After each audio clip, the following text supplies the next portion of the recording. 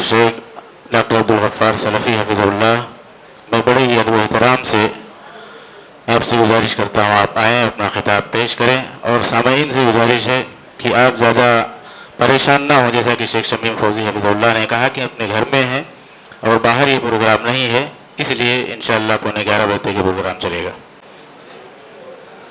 السلام علیکم ورحمۃ اللہ وبرکاتہ۔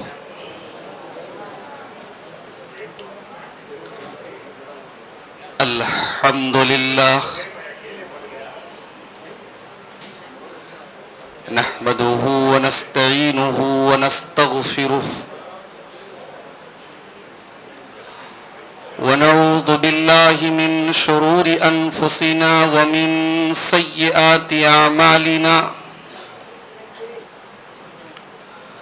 من يهده الله فلا مضل له ومن يضلل فلا هادي له واشهد ان لا اله الا الله وحده لا شريك له واشهد ان محمدا عبده ورسوله يا ايها الذين آمنوا اتقوا الله حق تقاته ولا تموتن الا وانتم مسلمون يا ايها الناس اتقوا ربكم الذي خلقكم من نفس واحدة وخلق منها زوجها وبث منهما رجالا كثيرا ونساء واتقوا الله الذي تساءلون به والأرحام إن الله كان عليكم رقيبا يا أيها الذين آمنوا اتقوا الله وقولوا قولا سديدا يصلح لكم أعمالكم ويغفر لكم ذنوبكم ومن يطع الله ورسوله فقد فاز فوزا عظيما أما بعد فإن خير الحديث كتاب الله وخير الهدي هدي محمد صلى الله عليه وسلم وشر الأمور محدثاتها وكل محدثة بدعة وكل بدعة ضلالة وكل ضلالة في النار أعوذ بالله من الشيطان الرجيم بسم الله الرحمن الرحيم يا أيها الذين آمنوا إن تنصروا الله ينصركم ويثبت أقدامكم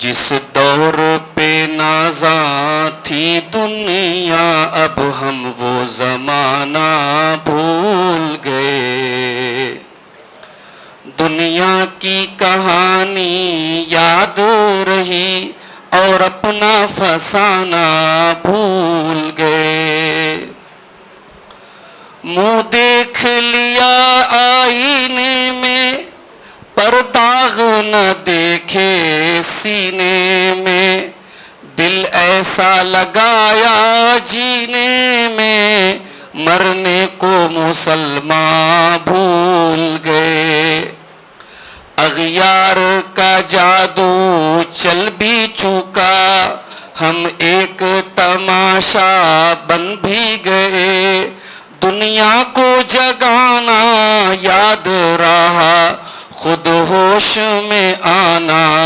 بھول گئے، وہ ذکر حسین رحمت کا امی کہتے ہیں جسے قرآن مبین، دنیا کے نئے نغمے سیکھے اللہ کا ترانہ بھول گئے، انجام آزادی کیا کہیے بربادی ہی بربادی ہے، جو درس شہ بطحا نے دیا دنیا کو پڑھانا بھول گئے، دنیا کا تو گھر آباد کیا عقبا کا مگر برباد کیا، مشکل میں خدا کو یاد کیا، مشکل ہوئی آسان بھول گئے،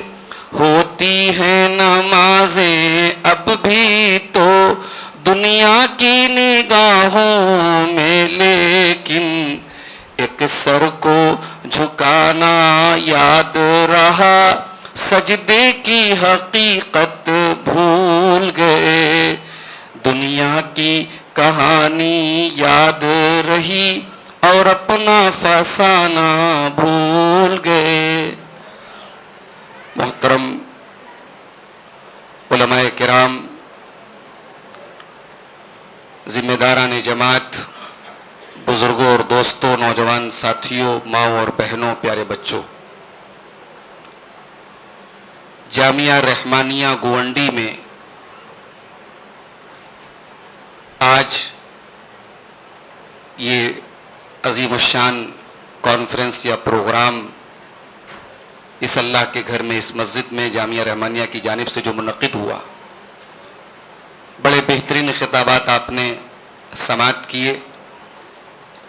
شیخ مصطفیٰ اجمل مدنی حفظہ اللہ، ہماری مرکزی جمعیت اہل حدیث کے امیر محترم، ہمارے استاذ شیخ اصغر علی امام مہدی مدنی حفظہ اللہ، اور اس کے علاوہ شیخ عبدالحکیم عبد المعبود المدنی، اور آخر میں امیر محترم شیخ عبدالسلام سلفی حفظہ اللہ کا اپنے مختصر خطاب سماعت کیا۔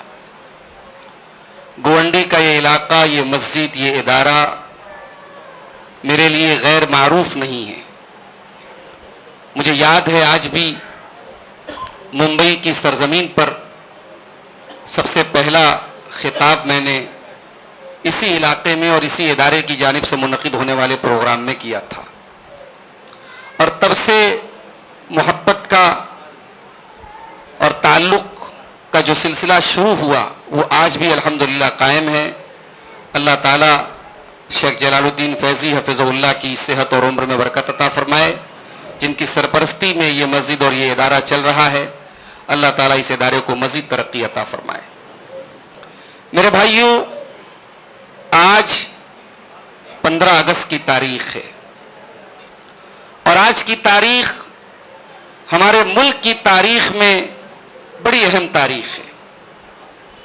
آج سے تقریباً 78 برس پہلے 15 اگست 1947 کو بڑی قربانیوں کے بعد ہمارا یہ ملک انگریزوں کی غلامی سے آزاد ہوا۔ یہ آزادی ہمیں بڑی آسانی سے نہیں ملی، بڑی قربانیوں کے بعد ملی۔ اس لیے ہمیں اس آزادی کی نعمت کی قدر کرنی چاہیے۔ غلامی بہت بڑی اذیت ہے اور آزادی بہت بڑی نعمت ہے، اور جس طریقے سے تمام نعمتیں اللہ کی طرف سے ملتی ہیں، آزادی کی نعمت بھی اللہ ہی کی طرف سے ہمیں ملی ہے۔ وَمَا بِكُم مِّن نِّعْمَةٍ فَمِنَ اللَّهِ، تمہیں جو بھی نعمتیں ملتی ہیں وہ اللہ کی طرف سے ملتی ہیں۔ لیکن یہاں پر ایک بات یہ بھی یاد رکھیے، آزادی کا مطلب اسلام کی نظر میں یہ نہیں ہے کہ آپ اصولوں اور قاعدوں اور قانون سے بھی آزاد ہیں، نہیں۔ سڑک پر آپ گاڑی چلانے کے لیے آزاد ہیں، مگر آپ ٹریفک کے قانون کو بھی فالو کریں گے۔ آپ کی آزادی کا یہ مطلب نہیں کہ آپ ٹریفک کے قانون کی پرواہ نہیں کریں گے۔ کسی نے بڑا اچھا جملہ کہا ہے کہ آپ کی آزادی وہیں ختم ہو جاتی ہے جہاں سے دوسرے کی آزادی شروع ہو جاتی ہے۔ اسلام میں مطلق آزادی نہیں ہے کہ آپ کچھ بھی کرو۔ اسلام نے کچھ رولز اینڈ ریگولیشن بنائے ہیں، کچھ قاعدے قانون بنائے ہیں، ہمیں آزادی کا جشن مناتے ہوئے اس کو بھی یاد رکھنا چاہیے۔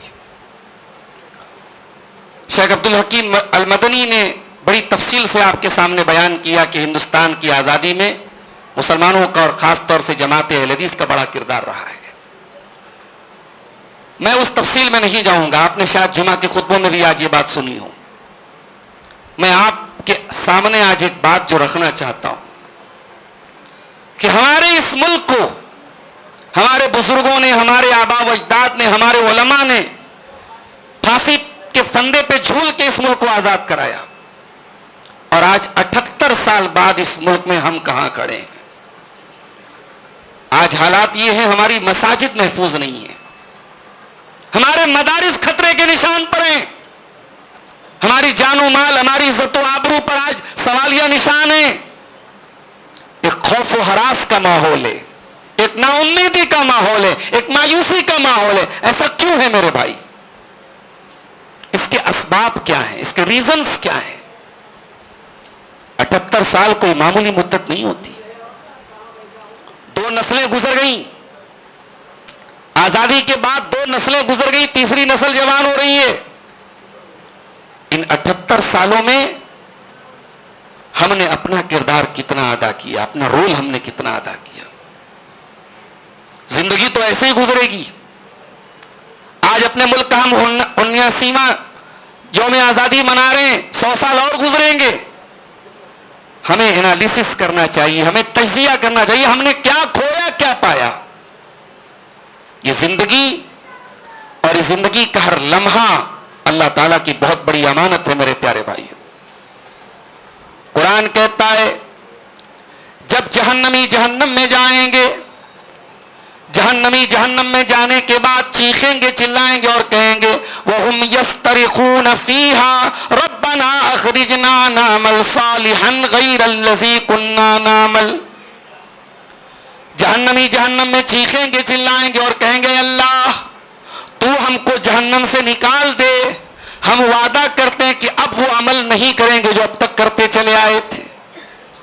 اللہ فرمائے گا اولم نعمرکم ما یتذکر فیہ من تذکر وجاءکم النذیر. اے میرے بندو, تم کو جتنا ٹائم ملنا تھا مل چکا, جتنی عمر ملنی تھی مل چکی. 60 سال 70 سال 50 سال جو بھی تمہیں زندگی ملی وہ سدھرنے کے لیے کافی تھی, وہ اصلاح کرنے کے لیے کافی تھی, وہ اللہ کو راضی کرنے کے لیے کافی تھی. یہ ٹائم, یہ وقت, یہ عمر یہ ہمارے خلاف دلیل بن جائے گا میرے بھائیوں, میرے نوجوان ساتھیوں. یہ ٹائم جو آپ آج فیس بک کی ریلز اور یوٹیوب کے شارٹس اور انسٹاگرام کے ویڈیوز پر برباد کر رہے ہیں, یہ وقت اللہ تعالیٰ کے ہاں اس وقت کا حساب دینا پڑے گا. ان 78 سالوں میں ہم نے کیا کیا, یہ سوال آج غور کرنے کے لائق. ہمارے بزرگوں نے بڑی قربانیاں دی. ڈاکٹر تارا چند نے لکھا 5 لاکھ اہل حدیثوں نے جان دے دی. ہم اسی پر فخر کرتے رہے. ہم اپنے ورتمان کو, اپنے پریزنٹ کو, اپنے حال کو دیکھیں کہ آج ہم کہاں کھڑے ہیں میرے پیارے ساتھیوں. 78 سال کی اس مدت میں ہم نے اس ملک کو بدلنے کے لیے, اس ملک کے باشندوں کو اللہ کا پیغام پہنچانے کے لیے ہم نے کیا محنت کی. ہمارا تو منصب یہی تھا, ہماری تو ڈیوٹی یہی تھی, ہمیں تو اللہ نے بھیجا ہی اسی لیے. کنتم خیر امۃ اخرجت للناس تأمرون بالمعروف وتنہون عن المنکر وتؤمنون باللہ. اے مسلمانوں, تم دنیا کی سب سے بہترین امت ہو, تمہیں نکالا گیا ہے لوگوں کے لیے. غور کیجیے گا اس جملے پر, ہمیں نکالا گیا ہے لوگوں کے لیے. ہم اس دنیا کو, انسانیت کو, مانوتا کو کچھ دینے کے لیے آئے ہیں. تأمرون بالمعروف وتنہون عن المنکر, تم دنیا کو بھلائی سکھانے کے لیے بھیجے گئے ہو, تم برائی سے روکنے کے لیے بھیجے گئے ہو. وتؤمنون باللہ, تم ایک اللہ کے اوپر ایمان رکھنے والی قوم ہو. یہ ہماری ڈیوٹی تھی میرے بھائیوں. صحابہ کرام نے تو 23 سال میں اللہ کے نبی کے ساتھ مل کر پورے عرب کی کایا پلٹ تھی. ہمیں 78 سال ملے. ان 78 سالوں میں ہم نے اس ملک کے اپنے غیر مسلم بھائیوں کو, ہم نے ان کو اسلام کی یہ نعمت جو اللہ نے ہمیں دی ہے, وہ نعمت ہم نے ان کو پہنچائی نہیں پہنچائی. اور آج حالات کیا ہیں, آئے دن سوشل میڈیا پر اسلام کے خلاف نفرت کا زہر پروسا جا رہا ہے.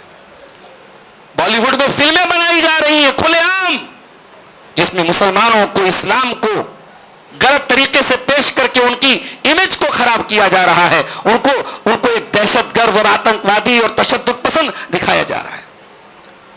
ابھی میں سفر میں آ رہا تھا, سوشل میڈیا میں نے کھولا, فیس بک وغیرہ کھولا, ادے پور میں جو ایک ایک معاملہ ہوا تھا, ایک درزی کو قتل کیا تھا 2 مسلمانوں نے, اس پر بھی کوئی بالی ووڈ والوں نے ایک فلم بنائی ہے, اس کو خوب پرچار کیا جا رہا ہے, اور مقصد ایک ہے, نفرت کا ایجنڈا ہے. اس ملک میں بہت ساری چیزیں ایسی ہوتی ہیں جو غلط ہے, جو نہیں ہونی چاہیے, لیکن ٹارگٹ کر کے اگر کبھی کوئی ایسا واقعہ ہوا, کسی مسلمان کی طرف سے کچھ ہوا, اس کو ٹارگٹ کر کے پوری کمیونٹی کے خلاف ایک زہر پروسا جا رہا ہے اس ملک میں میرے پیارے ساتھی. تو میرا پہلا سوال تو یہی ہے کہ ہم نے اپنی ذمہ داری کو کہاں تک ادا کیا. اس ملک میں ہم داعی تھے, 80 کروڑ لوگ مدعو ہیں, کیا ہم نے دعوت کا کام کیا, کیا ہم نے اللہ کا دین ان تک پہنچایا؟ اور یہ بہانے مت کیجئے کہ صاحب ملک کے حالات ٹھیک نہیں تھے. حالات تو مکے کے بھی ٹھیک نہیں تھے. میرے نبی نے مکے میں پھولوں کا ہار پہن کے اسلام کی دعوت نہیں دی, معاف کیجئے گا, میرے نبی نے پتھر کھا کے اسلام کی دعوت دی تھی. میرے نبی مکہ سے طائف 100 کلومیٹر کا سفر پیدل طے کرتے ہیں اللہ کی توحید کو پہنچانے کے لیے. میرے نبی نماز کی حالت میں میرے نبی کے گردن پہ لا کے گندگی ڈالی جاتی ہے, آپ برداشت کرتے ہیں اللہ کی توحید کے لیے. میرے نبی کو اپنا وطن چھوڑنا پڑا, مکہ چھوڑ کے مدینہ جانا پڑا اسی رب کی توحید کے لیے. میرے نبی گھبرائے نہیں, پریشان نہیں ہوئے, مایوس نہیں ہوئے. ایک ہی مشن تھا, ایک ہی کوشش تھی, اللہ کے بندے اللہ کے دین پر آ جائیں. آج جمعہ کا دن ہے, آپ نے سورہ کہف پڑھی ہوگی, سورہ کہف میں یہ آیت بھی آپ نے پڑھی ہوگی, فَلَعَلَّكَ بَاخِعٌ نَفْسَكَ عَلَىٰ آثَارِهِمْ إِن لَّمْ يُؤْمِنُوا بِهَٰذَا الْحَدِيثِ أَسَفًا. اے میرے حبیب, آپ کو لوگوں کے ایمان لانے کی اتنی چنتا ہے, اتنی فکر ہے, کہیں آپ اپنی جان نہ دے دیں, اپنے آپ کو آپ ہلاک نہ کر دیں. ہمیں کتنی فکر ہے اپنے غیر مسلم بھائیوں تک اسلام پہنچانے کی. ان 78 سالوں میں یہ کام ہم نے نہیں کیا میرے بھائی. دوسری کمی ہمارے اندر, ہم دنیا کو متاثر کرنے کے لیے آئے تھے, ہم متاثر ہو گئے. ممبئی کی سڑکوں پر آج مسلمان برقع نشین لڑکی آپ کو غیر مسلم لڑکے کے ساتھ گھومتی ہوئی مل جائے گی. اس میں 2 باتیں ہیں. وہ لڑکی برقع پہن کے نکلی ہے, اس کا مطلب کہ اس کے گھر میں دینداری ہے, اس کے گھر میں سختی ہے, تب تو برقع پہن کے نکلی ہے. لیکن وہ لڑکی کسی غیر مسلم کے ساتھ یا کسی مسلمان کے ساتھ بھی اگر غلط طریقے سے وہ گھوم رہی ہے, پھر رہی ہے, تو کیا وہ اللہ تعالیٰ کیا یہ کہہ کے بچ سکتی ہے کہ ممبئی کا ماحول بڑا اوپن تھا, ممبئی بہت بڑا شہر تھا, اس لیے وہاں کے ماحول میں یہ سب چیزیں چل گئی؟ نہیں. ساری دنیا ننگی ہو جائے تب بھی مسلمان عورت کو پردہ کرنا ہے. اللہ تعالیٰ کیا یہ ایکسکیوز نہیں چلے گا, یہ بہانہ نہیں چلے گا, یہ معذرت قبول نہیں کی جائے گی کہ زمانہ بڑا خراب تھا. آپ کو زمانے کے حساب سے نہیں چلنا ہے, آپ کو اسلام کے حساب سے چلنا ہے. میری پیاری ماں اور بہنوں, اتر پردیش اور بہار کے گاؤں اور دیہات میں رہنے والی مسلمان کو بھی اتنا ہی پردے کا حکم ہے جتنا ممبئی اور کلکتہ اور بنگلور کے میٹرو سٹیز میں رہنے والی عورت کو حکم ہے. ہمارا دین تو وہ دین ہے جو ایک بڑھیا عورت کو, جو بوڑھی ہو چکی, 50-60 سال کی ہو چکی, قرآن کہتا ہے کہ اس بڑھیا عورت کو اگر وہ بغیر پردے کے گھر سے نکلے تو اجازت ہے, گنجائش ہے. وَأَن يَسْتَعْفِفْنَ خَيْرٌ لَهُنَّ, قرآن کہتا ہے وہ 70 سال کی, 60 سال کی بوڑھی عورت بھی جب گھر سے نکلے, چادر اوڑھ کے نکلے, نقاب میں نکلے, تو یہ زیادہ بہتر ہے. یہ اس کی پاک دامنی کی دلیل ہے, اس کی عفت کی دلیل ہے. آج سوشل میڈیا کا دور ہے اور آج جوان بیٹی آپ کی گھر میں سوئی ہوئی ہے اور آپ کو یہ لگ رہا ہے کہ وہ اکیلی سو رہی ہے. نہیں, وہ سوشل میڈیا کے اس جال کے ذریعے سینکڑوں لوگوں کے بیچ میں سو رہی ہے. آپ کا جوان بیٹا سینکڑوں لڑکیوں کے بیچ میں سو رہا ہے. میرے پیارے بھائیوں, ان ٹیکنالوجیز کے دور میں, ان سوشل میڈیا کے آلات اور وسائل کے دور میں بھی ہمیں سوچنا چاہیے کہ آج ہم اسلام کو کتنا فالو کر رہے ہیں. ہم تو دوسروں سے متاثر ہو گئے. ہمارے یہاں بے پردگی آ گئی, بے حیائی آ گئی, ہمارے نوجوانوں نے داڑھی رکھنا چھوڑ دیا, ہمارا لباس بدل گیا, ہمارا کلچر بدل گیا. بڑے بڑے اسکولوں میں ہمارے بچے ناچ اور گا رہے اور ماں باپ خوشی سے جھوم رہے کہ صاحب میرا بیٹا ناچ رہا ہے, میری بیٹی ناچ رہی ہے. کہ ہم نے متاثر کیا نہیں، ہم متاثر ہو گئے. اور یہی اللہ کے نبی کی پیشن گوئی تھی. آپ نے فرمایا لَتَتَّبِعُنَّ سُنَنَ مَنْ كَانَ قَبْلَكُمْ، تم اپنے سے پہلے کے لوگوں کے طریقے پر چلو گے. شبرم بشبرن، اگر وہ ایک بالش چلیں گے تو تم بھی ایک بالش چلو گے، اگر وہ ایک ہاتھ چلیں گے تو تم بھی ایک ہاتھ چلو گے. حَتَّى لَوْ دَخَلُوا جُحْرَ ضَبٍّ لَسَلَكْتُمُوهُ، اگر تم سے پہلے کی امتیں کسی جانور کے بل میں چلی جائیں گی تو تم بھی چلے جاؤ گے. صحابہ نے پوچھا اے اللہ کے نبی کیا آپ یہود و نصارہ کی بات کر رہے ہیں؟ آپ نے فرمایا اور کس کی بات کر رہا ہوں. تو یہ دوسری کمی ہمارے اندر ہے. ہمیں دوسروں کو متاثر کرنا تھا، ہم متاثر ہو گئے. تیسری کمی، ہمیں دین کب یاد آتا ہے؟ مسجد میں یاد آتا ہے. دین کے نام پر ہمیں داڑھی یاد آتی ہے، ٹوپی یاد آتی ہے، مسجد یاد آتی ہے، عبادت یاد آتی ہے. ٹھیک ہے، داڑھی کا تعلق دین سے ہے، مسجد کا تعلق دین سے ہے، مگر دین اتنا لمیٹڈ نہیں ہے. میرے پیارے ساتھیوں، ہماری زندگی جہاں بیماریوں سے شفائیں مانگی جا رہی ہیں، وہ دین جس سے توحید پھیلی جہاں میں، وہ بدلا گیا آ کے ہندوستان میں. ہمارے نبی نے تو ہمیں یہ تعلیم دی اذا سألت فاسأل اللہ واذا استعنت فاستعن باللہ، جب بھی سوال کرنا تو اللہ سے سوال کرنا، جب بھی مدد طلب کرنا تو اللہ سے مدد طلب کرنا. ہمارے دین نے تو ہمیں یہ تعلیم دی وَأَنَّ الْمَسَاجِدَ لِلَّهِ فَلَا تَدْعُوا مَعَ اللَّهِ أَحَدًا، کہ سجدہ اگر ہو تو اللہ کے علاوہ کسی اور کے آگے نہیں ہو سکتا. ہمیں تو یہ تعلیم دی گئی وَإِن يَمْسَسْكَ اللَّهُ بِضُرٍّ فَلَا كَاشِفَ لَهُ إِلَّا هُوَ، اگر اللہ کوئی نقصان پہنچانا چاہے کوئی مائی کا لال روک نہیں سکتا، اور اللہ اگر کوئی فائدہ پہنچانا چاہے کوئی وہ اس فائدے سے ہمیں روک نہیں سکتا. ہمارا ایمان اور عقیدہ تو یہ ہونا چاہیے تھا، مگر ہم شرک اور بدعت کی اندھیری گلیوں میں میرے بھائیوں ہم گم ہو گئے. ہماری پہچان مزاروں سے ہونے لگی، قبر پرستی سے ہونے لگی. اللہ کے پیارے نبی کو جس بات کا خطرہ تھا اور اپنے انتقال کے پہلے، اپنی وفات کے پہلے آپ نے جو وارننگ دی تھی، آپ نے فرمایا لعن اللہ الیہود والنصارى، اللہ کی لعنت یہود و نصارہ کے اوپر، اتخذوا قبور انبیائہم مساجد، ان یہود و نصارہ نے اپنے نبیوں کی قبروں کو، اپنے نیک لوگوں کی قبروں کو سجدہ کرنے کی جگہ بنا لیا. وہ کام ہم نے بھی کر دیا میرے بھائی. نبی نے پیشن گوئی کر دی تھی میری امت میں وہ لوگ بھی پیدا ہوں گے حتی تلحق قبائل من امتی بالمشرکین، قیامت کے پہلے وہ دور بھی آئے گا میری امت کے کچھ لوگ مشرکوں کے ساتھ مل جائیں گے. وہ حتی یعبد الاوثان، بت پرستی ہوگی، قبر پرستی ہوگی، پتھر پرستی ہوگی، پیڑ پرستی ہوگی. اس امت کے اندر بھی شرک ہوگا، اور آج وہ شرک ہو رہا ہے میرے پیارے ساتھی. ایک اور ہماری ذلت و رسوائی کی وجہ ہے، ہم تعلیم میں بہت پیچھے ہو گئے. اس ملک میں جتنے بھی حالات برے آئے، کسی نے ہمیں ہاتھ پکڑ کر کے ہم سے اس کا حل کیا ہے میرے بھائیوں؟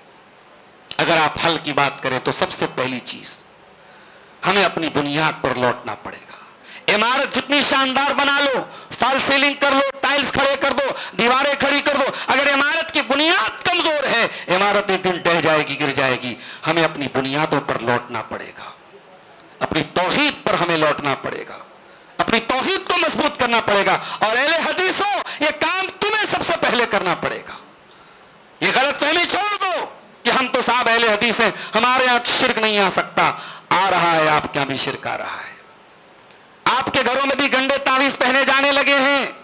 آپ کے گھروں میں بھی دھیرے دھیرے اب قبر پرستی کے پنجے، خونی پنجے آپ کے گھروں میں بھی آ رہے ہیں. آپ کو اپنی آنے والی نسلوں کو شرک سے بچانا ہے. آپ بڑے پکے توحید والے ہیں، ابراہیم علیہ السلام سے پکے توحید والے نہیں ہیں. ابراہیم علیہ السلام اللہ سے دعا کرتے ہیں وَجُنُوبْنِي وَبَنِيَّ أَن نَّعْبُدَ الْأَصْنَامَ، اے اللہ مجھے اور میرے بچوں کو، میری اولاد کو تو بت پرستی سے بچا، شرک سے بچا. ہمیں اپنے آپ کو بھی شرک سے بچانا ہے، اپنی آنے والی نسلوں کو بھی بچانا ہے. دوسرا کام میرے پیارے بھائیوں، اگر اس ملک میں عزت کے ساتھ ہمیں جینا ہے، ہمیں مسلمان بننا پڑے گا. صرف مسجد میں نہیں، کاروبار میں بھی مسلمان بنو، اخلاق میں بھی مسلمان بنو، لین دین میں بھی مسلمان بنو، شادی بیاہ میں بھی مسلمان بنو. اللہ کے پیارے نبی فرماتے ہیں اذا تبایعتم بالعینتی، جب تم کاروبار میں بے ایمانی کرنے لگو گے، وَأَخَذْتُمْ أَذْنَابَ الْبَقَرِ، اور گائے کی تم پکڑ کر کے بیٹھ جاؤ گے، وَرَضِيتُمْ بِالزَّرْعِ، اور تم کھیتی باڑی پر مگن ہو جاؤ گے، وَتَرَكْتُمُ الْجِهَادَ، اور جہاد کا جذبہ تمہارے دلوں سے نکل جائے گا، سَلَّطَ اللَّهُ عَلَيْكُمْ ذُلًّا، اللہ تعالیٰ تم پر ذلت اور رسوائی کو مسلط کر دے گا، لَا يَنزِعُهُ حَتَّى تَرْجِعُوا إِلَىٰ دِينِكُمْ، اور یہ ذلت تب تک ختم نہیں ہوگی جب تک تم اللہ تعالیٰ کے دین کی طرف رجوع نہیں کرو گے۔ دین کی طرف رجوع کرنا پڑے گا میرے بھائی۔ تیسرا کام، اگر اس ملک میں اپنی کھوئی ہوئی عزت اور ساکھ کو ہمیں لوٹانا ہے، تیسرا کام کیا کرنا ہے؟ اس ملک کا آئین اور اس ملک کا قانون یہ ہمیں بہت سارے حقوق دیتا ہے، بہت سارے اختیارات دیتا ہے۔ اس ملک کا سنویدھان بڑی محنت سے ہمارے بزرگوں نے تیار کیا ہے اور بڑا سوچ سمجھ کے تیار کیا ہے، وہ انصاف اور انسانیت پر مبنی ہے۔ ہمیں اس کو پہچاننا ہوگا اور اس آئین اور قانون میں جو طاقت ہمیں ملی ہے اس طاقت کو موقع پڑنے پر استعمال کرنا ہوگا۔ قرآن کہتا ہے وَأَعِدُّوا لَهُم مَّا اسْتَطَعْتُم مِّن قُوَّةٍ وَمِن رِّبَاطِ الْخَيْلِ تُرْهِبُونَ بِهِ عَدُوَّ اللَّهِ وَعَدُوَّكُمْ، اتنے کمزور نہ بنو کہ جو تم کو چاہے ترنے والا بن کے چر جائے، نہیں، اپنے اندر اتنی طاقت پیدا کرو جس سے تمہارے دشمن کو خوف محسوس ہو۔ آپ طاقتور بنیے، میں آپ سے یہ نہیں کہتا کہ آپ کوئی غیر قانونی کام کیجیے، قانون کے دائرے میں رہ کر، آئین کے دائرے میں رہ کر کے آپ اپنے آپ کو مضبوط بنائیے، رونا رونا بند کر دیجیے ہم اقلیت میں نہیں، آپ اقلیت میں نہیں ہیں، آپ اس ملک کی دوسری بڑی اکثریت ہے۔ سوچ کا نظریہ بدلو میرے بھائی، سوچ کا زاویہ بدلو، یہ مایوسی کی چادر اتار کے پھینک دو، اپنے آپ کو زیرو سے شروع کرو میرے بھائیوں۔ مکہ کے مہاجرین جب مدینہ پہنچے، مدینہ کوئی بہت مضبوط ریاست نہیں تھی، کوئی بہت مضبوط علاقہ نہیں تھا، مگر وہاں مسلمانوں نے زیرو سے شروعات کی اور دنیا کی بڑی طاقت بن کر کے ابھرے۔ تو ایک کام تو ہمیں یہ کرنا پڑے گا، اور ایک کام ہمیں اور کرنا پڑے گا میرے پیارے ساتھیوں، اور وہ کام یہ ہے کہ ہمیں قرآن کے ساتھ جڑنا پڑے گا۔ اللہ کے پیارے نبی فرماتے ہیں ان اللہ یرفع بہذا الکتاب اقواما، اللہ تعالیٰ اس کتاب کے ذریعے بہت ساری قوموں کو عزت دے گا اور بہت ساری قوموں کو ذلت دے گا۔ آج ہم غور کریں اس قرآن کو پڑھنے کے لیے، اس قرآن پر غور کرنے کے لیے اور اس قرآن پر عمل کرنے کے لیے ہماری زندگی میں کتنا اسپیس ہے، کتنا ٹائم ہے۔ 15 منٹ لگتے ہیں سورہ کہف پڑھنے میں، جمعہ کے دن وہ سورہ کہف پڑھنا بھی ہم کو اس کی بھی توفیق نہیں ملتی بہت سارے لوگوں کو۔ ہماری زندگی میں تمام چیزوں کے لیے ٹائم ہے، قرآن کے لیے ٹائم نہیں ہے۔ میرے پیارے بھائیوں، یہ اللہ کی آخری کتاب ہے، یہ نور مبین ہے، یہ ہدایت کی کتاب ہے، یہ ہدی للناس ہے، یہ ہمیں اور آپ کو بطور تحفہ ملی ہے۔ اس کتاب کی قدر کیجیے، یہ کتاب آپ کو عزت کی چوٹی تک لے کے جائے گی۔ قرآن سے اپنا تعلق مضبوط کیجیے میرے بھائیوں۔ اور ایک اور چیز ہے، اپنے دلوں سے وہن نکال دیجئے۔ وہن مانے کمزوری۔ کون سی کمزوری؟ آئیے ایک حدیث آپ کو پڑھ کے سنا دیتا ہوں۔ اللہ کے پیارے نبی صلی اللہ علیہ وسلم فرماتے ہیں، ابو داؤد کی صحیح روایت ہے، یوشک الامم ان تداعی علیکم، وہ زمانہ قریب ہے جب دنیا کی امتیں تمہارے اوپر ٹوٹ پڑیں گی، کما تداعی الکلۃ الی قصاتھا، جیسے کھانے والے دسترخوان پر ٹوٹ پڑتے ہیں، پیالے پر ٹوٹ پڑتے ہیں۔ صحابہ نے پوچھا امن قلت نحن یومئذ، اے اللہ کے نبی کیا اس وقت ہماری تعداد کم ہوگی؟ آپ نے فرمایا نہیں، ولکنکم غثاء کغثاء السیل، تعداد تو بہت زیادہ ہوگی لیکن جیسے سیلاب آتا ہے، پانی آتا ہے اور پانی کے اوپر جو بلبلے ہوتے ہیں، جو جھاگ ہوتا ہے، تم اس جھاگ کی طرح ہو جاؤ گے، تمہارے اندر کوئی طاقت نہیں ہوگی، کوئی حیثیت نہیں ہوگی۔ اللہ تعالیٰ دشمنوں کے دلوں سے تمہارے روب و دبدبا کو نکال دے گا اور اللہ تعالیٰ تمہارے دلوں میں وہن ڈال دے گا، کمزوری ڈال دے گا۔ صحابہ نے پوچھا ہے اللہ کے نبی یہ کون سی کمزوری اللہ ہمارے دلوں میں ڈال دے گا؟ آپ نے فرمایا حب الدنیا و کراہیت الموت، دنیا سے بہت زیادہ محبت کرنے لگو گے اور موت سے تمہیں بہت زیادہ نفرت ہو جائے گی، موت سے تمہیں بہت زیادہ کراہیت ہو جائے گی۔ دنیا گزارو میرے بھائی، دنیا کماؤ، دنیا میں بہترین کاروبار کرو، بہترین مکان میں رہو، مگر دنیا پرست مت بنو، دنیا دار مت بنو۔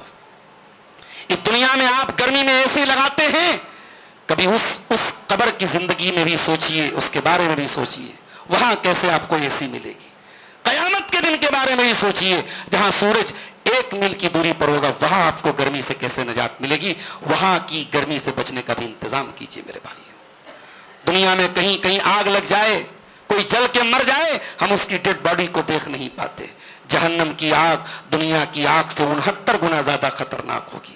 جہنم کی آگ پیٹرول اور ڈیزل سے نہیں جلے گی، وقودها الناس والحجارہ، جہنم کی آگ کا ایندھن انسان اور پتھر ہوں گے۔ جہنم کی آگ سے ہم کیسے بچیں گے، اس بات کی بھی فکر کیجئے، دنیا کے ساتھ آخرت کی تیاری کیجئے میرے ساتھیوں۔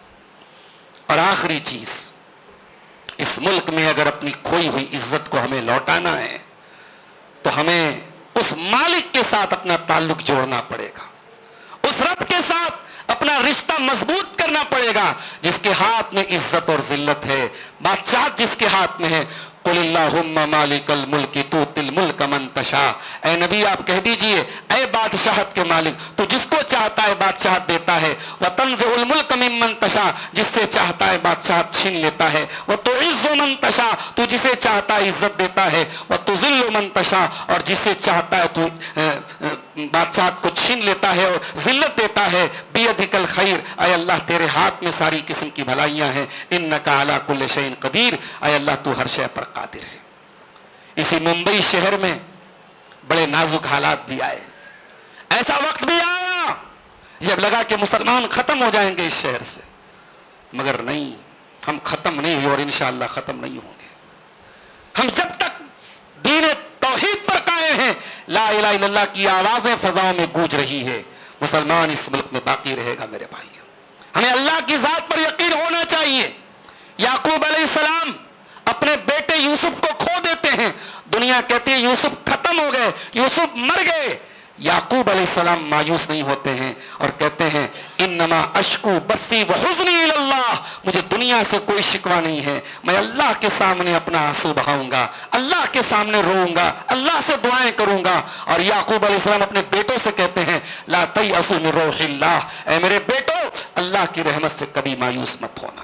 یاد رکھو میرے بھائیوں، اس ملک میں اگر فرقہ پرست طاقتیں ہیں، اگر حق اور انصاف کا گلا گھونٹنے والے لوگ ہیں، تو ہزاروں ایسے لوگ ہیں جو انسانیت اور انصاف کی بات کرتے ہیں، جو حق کی بات کرتے ہیں۔ ہمیں اس ملک میں ہمارے امیر محترم نے بھی یہ بات کہی، شیخ اصغر صاحب نے بھی یہ بات کہی کہ ہمیں اس ملک میں عبداللہ ابن اریقیط جیسے لوگوں کو تلاش کرنا ہے۔ اللہ کے پیارے نبی اب ہجرت کے سفر پہ جا رہے تھے، آپ نے عبداللہ ابن اریقیط کو اپنا گائیڈ بنایا، اور ایک غیر مسلم کو، ایک کافر کو، ایک مشرک کو آپ نے اپنا گائیڈ بنایا۔ ہمیں اس ملک میں عبداللہ ابن اریقیط جیسے لوگوں کو تلاش کرنا ہے، اس ملک میں ابو طالب کے جیسے لوگوں کو جو ہمارا سپورٹ کر سکیں، ہمارے آواز کے ساتھ، ہماری آواز کے ساتھ ہم آواز ملا کے کھڑے ہوں۔ اور اس ملک میں ہمارے علاوہ بہت سارے ایسے طبقے ہیں، کمزور طبقے ہیں جن کے حقوق کو دبایا جا رہا ہے، ہمیں ان کے ساتھ مل کر کے اس ملک میں حق اور انصاف کی لڑائی کو لڑنا ہے میرے پیارے ساتھیوں۔ اور ایک بات ہم یہ بھی یاد رکھیں، آج ہم اپنے علماء کو ہم نے کیا درجہ دے کے رکھا ہے۔ ہم یہ کم سمجھتے ہیں کہ صاحب علماء کا کام صرف مسجد سنبھالنا ہے، نہیں، علماء آپ کے دینی لیڈر ہیں، آپ کے دینی رہنما ہیں، ان کا کام صرف مسجد سنبھالنا نہیں ہے، زندگی کے ہر موڑ پر اپنے علماء سے رہنمائی حاصل کرو۔ اس ہندوستان میں انگریزوں کے خلاف بغاوت کا اگر بگل پھونکا گیا، اگر بغاوت کا ڈنکا بجایا گیا، تو پہلی آواز اس ہندوستان سے ایک عالم دین نے اٹھائی تھی۔ شاہ عبدالعزیز محدث دہلوی نے سب سے پہلے فتویٰ دیا تھا کہ انگریز اس ملک پر قبضہ کر چکا ہے اور اپنا قانون لاگو کر چکا ہے، انگریز کا قانون ہم نہیں مانیں گے، اور یہ ہندوستان دارالحرب ہے اور انگریز کے خلاف جہاد ہم پر فرض ہے۔ یہ پہلا فتویٰ تھا جس نے اس ملک میں انگریزوں کے خلاف جو بغاوت کی جو لہر تھی اس کو پیدا کیا ہے۔ میرے پیارے ساتھیوں، کالا پانی کی سزا جھیلنے والے زیادہ تر ہمارے علماء تھے، پھانسی کے پھندے پہ جھولنے والے زیادہ تر ہمارے علماء تھے۔ صادق پور کے خاندان کے واقعات آپ نے سنے، اس میں بڑی تعداد علماء کی تھی۔ اپنے علماء کے ساتھ آپ جڑیے، جو آپ کو دین سکھاتے وہی آپ کو انشاءاللہ دنیا کی کے نازک موڑ پر بھی آپ کی رہنمائی کریں گے۔ میرے پیارے ساتھیوں، دعائیں کیجیے اللہ تعالیٰ سے، اور اللہ سے دعائیں तब हम करेंगे, तब हमारी दुआ कबूल होगी जब हमारे करतूत सही होंगे, हमारी रोजी रोटी सही होगी, हमारी कमाई पाक होगी। अपनी कमाइयों को पाक करके हम अल्लाह से दुआएं करें, इंशाअल्लाह ज़रूर अल्लाह ताला हमारे मसाइल को हल करेगा। ये चंद बातें आपके सामने मैंने रखी हैं। इस मुल्क में हमारी ज़बो-हाली के असबाब और इलाज के मौजू पर हम अल्लाह से दुआ करते हैं, रब्बुल आलमीन हम सबको इस मुल्क में इज्जत और सरफराजी की ज़िंदगी गुजारने की तौफीक अता फरमाए। अल्लाह हमारे मसाइल को हल फरमाए। अल्लाह फ़िरका परस्त ताकतों की कोशिशों को नाकाम कर दे। अल्लाह हमारे वतन अजीज़ की हिफाजत फरमाए। अल्लाह हमें अपनी तारीख को पढ़ने की भी तौफीक दे। अल्लाह हमारी माँ बहनों को, हमारे नौजवानों को अपनी जिम्मेदारियों को समझने की तौफीक अता फरमाए। हम में से जो बीमार हैं अल्लाह उनको शिफाए कामिला आजिला अता फरमाए। जो रोज़गार से परेशान है अल्लाह उनके कारोबार में बरकत अता फरमाए। अल्लाह हम सबको दीन और दुनिया दोनों जहान की कामयाबी अता फरमाए।